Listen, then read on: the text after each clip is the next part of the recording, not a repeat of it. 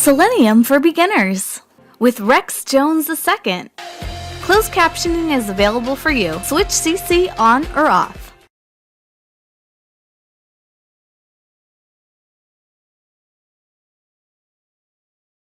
Let's start with how to create and use objects. In object-oriented programming, most classes have data and methods. The class is car. Data will be instance variables, int price and int tax. Our method will be calculateCost. Public void calculateCost, which has a task of adding the price and the tax. Int cost equal price plus tax. After assigning the value to cost, we print the cost by writing sysout. What is the car's cost plus cost? In a different class, we have a main method to create our objects. Car coupe, minivan, sedan. Coupe, minivan, and sedan are the type of cars. The data type is car, while the coupe, minivan, and sedan refer to the car type. Do you remember from the previous video, understanding Java variables and operators? We declare a double non-object data type and amount as the variable. Then initialize the variable with 2345. We can do the same with object data types. I'm going to take this one at a time and erase minivan and sedan. Then write coupe equal new car.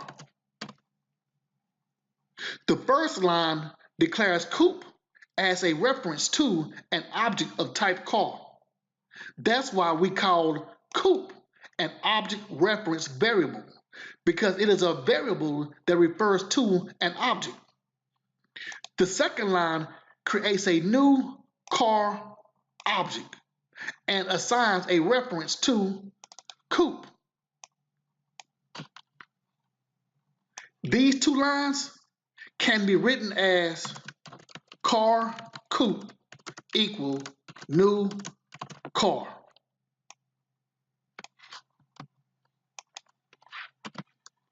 Let's create one more for minivan.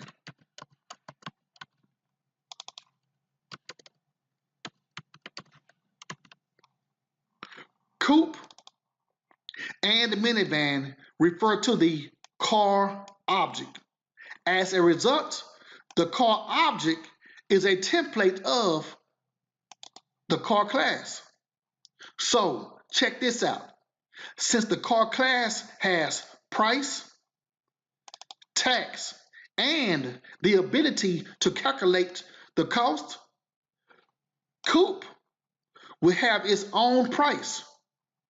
Coupe will have its own tax, and coupe will have calculate cost. The same with minivan. Minivan will have its own price, tax, and calculate cost. Objects are copies of a class, which allows each object reference to have its own copy. Therefore, we can write coupe dot. The dot operator provides access to its copy of variables and methods. Notice the IntelliSense shows price, tax, and calculate cost. This shows that we can assign values to price and tax. Coupe.price equals 14,000. Coupe.tax equal 1,000. Then call the calculateCost method, coop.calculateCost. Here's what happens when coop calls the calculateCost method. Our code will assign the price and tax to coop. Call calculateCost method, add both values within the method, assign the value to cost, then print cost of coop. Let me show you by debugging. First, we add a breakpoint by double-clicking the line or shortcut Control-Shift-B. A breakpoint is the blue dot in front of the line number. Let's debug.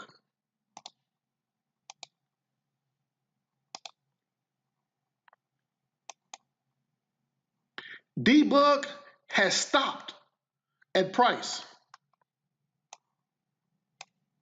The coop's price and the tax are set to 0. F5 steps into our code.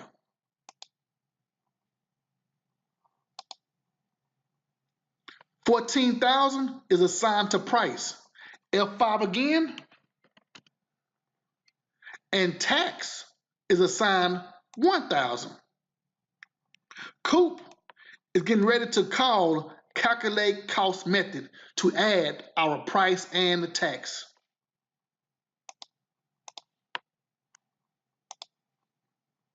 F5 again, or step into, and now we see cost is assigned 15,000.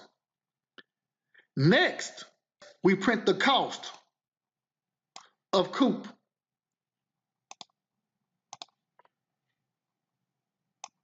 What is the car's cost? 15,000.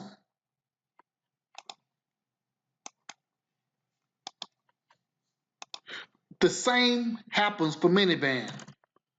Let's assign 9,000 to the price of minivan. Minivan dot price equal 9,000. Minivan dot tax equal 1,000. Then we calculate cost for minivan. Remove the breakpoint and run again.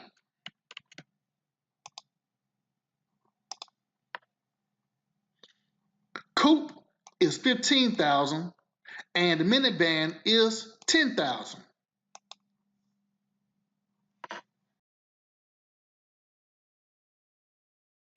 Online courses coming soon. Books available in paperback, ebook, and PDF. All Part 1 ebooks and PDF documents are free. Programming books for UFT. Programming books for Java. Here's the Selenium automation book. And TestNG. Subscribe to get notification of future videos.